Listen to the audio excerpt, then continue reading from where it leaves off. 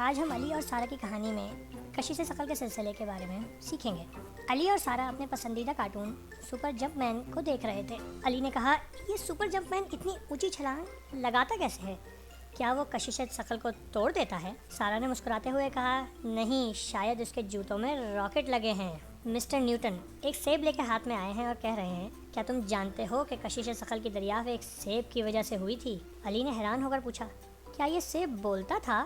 Mister Newton ہنس پڑے، نہیں، لیکن اس نے مجھے سوچنے پہ مجبور کر دیا تھا۔ علی نے سیب میز سے گرایا۔ سارہ نے نوٹ بک میں لکھا، سیب نیچے کی طرف گرتا ہے۔ مسٹر نیوٹن نے کہا تھا، یہی کشش ثقل ہے۔ علی ایک دم سوچ کے بولنے لگا، اگر ہم چاند پر ہوں تو ہم اتنی اونچی چھلانگ لگا سکتے ہیں؟ سارہ نے جواب دیا، ہاں، کیونکہ وہاں کشش ثقل کم ہوتی ہے۔ ایسے میں سارہ نے سوال کیا، اگر کشش ثقل نہ ہو تو کیا ہوگا؟ علی نے جواب دیا، ہر چیز اڑنے لگے گی۔ اچانک جوس کا ڈبہ ہوا میں تیرنے لگا۔ علی نے کہا، کشش ثقل ہمیں زمین پر رکھتی ہے۔ سارہ نے مسکراتے ہوئے کہا، اور سپر جمپ مین صرف ایک کارٹون ہے۔ دونوں نے کتاب میں مزید کشش ثقل کے بارے میں پڑھا اور سمجھ گئے کہ یہ کتنی اہم چیز ہے۔ علی نے کہا، یہ دیکھو، گیند واپس نیچے آ گئی، یہ کشش ثقل کا کمال ہے۔ اور علی نے کہا کہ ایک دن ہم بھی خلا میں جائیں گے اور کشش ثقل کے بغیر اڑیں گے۔ سارہ نے جواب دیا، لیکن پھر بھی ہمیں کشش ثقل تو یاد آئے گی، کیونکہ اس کے بغیر ہم کھیل نہیں سکتے۔